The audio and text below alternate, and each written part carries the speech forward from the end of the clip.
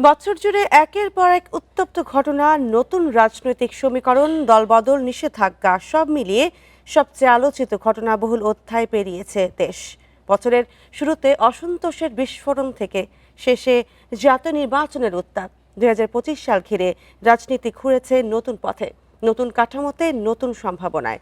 সব জল্পনা কল্পনার অবসান ঘটিয়ে গণতন্ত্রের উত্তরণে ১২ ফেব্রুয়ারি নির্বাচনের অপেক্ষায় জাতি।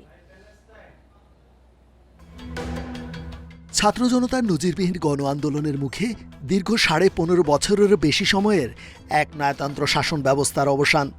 ৮ আগস্ট হাল ধরেন নোবেলজয়ী অর্থনীতিবিদ অধ্যাপক ডক্টর মোহাম্মদ ইউনূস।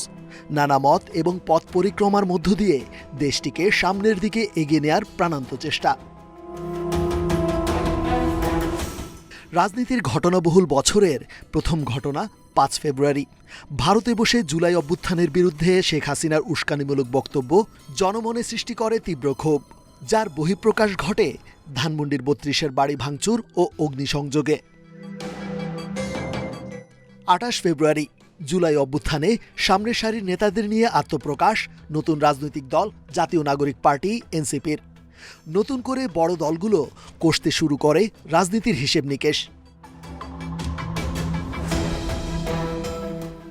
এনসিপি, ছাত্র শিবির সহ বেশ কয়েকটি ছাত্র সংগঠন আওয়ামী লীগ নিষিদ্ধের দাবিতে আন্দোলনে গেলে সরকার প্রজ্ঞাপন জারির মাধ্যমে ১২ মে দলটির কার্যক্রম স্থগিত করে।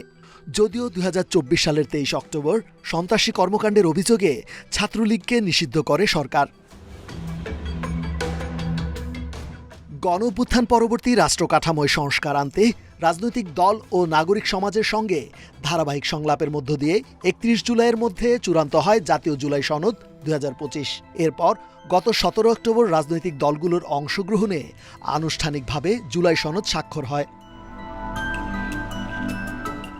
এরই মধ্যে জাতীয় ঐক্যমত্য কমিশনের সুপারিশের আলোকে সরকার জুলাই জাতীয় সনদ বাস্তবায়ন আদেশ জারি করেছে, যা চলমান রাজনীতিতে ইতিবাচক বার্তা বলে মনে করছেন বিশ্লেষকরা।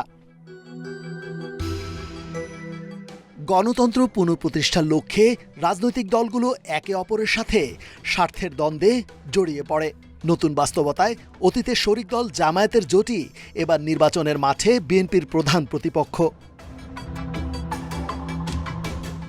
বছরের শেষ প্রান্তে নানা সমীকরণে নির্বাচনমুখী দলগুলো আসন বণ্টন জটিলতায়, বিএনপির সঙ্গে আসন নিয়ে টানাপোড়েন মিত্র দলগুলোর। এদিকে জামায়াতের নেতৃত্বে ধর্মভিত্তিক ৮টি দল মাঠে তৎপর নিজেদের পক্ষে জনমত গঠনে। সব জল্পনা কল্পনার অবসান ঘটিয়ে নতুন বন্দোবস্তের রাজনীতিতে গণতন্ত্র পুনঃপ্রতিষ্ঠার স্বপ্নে দীর্ঘ প্রায় ১.৫ যুগের হতাশা কাটিয়ে মাঠের রাজনীতির সুষ্ঠু সমাধানে উত্তাপ ছড়িয়ে পড়ে ২০২৫ সালকে ঘিরে। রেজওয়ানুল হক, ইন্ডিপেন্ডেন্ট নিউজ, ঢাকা।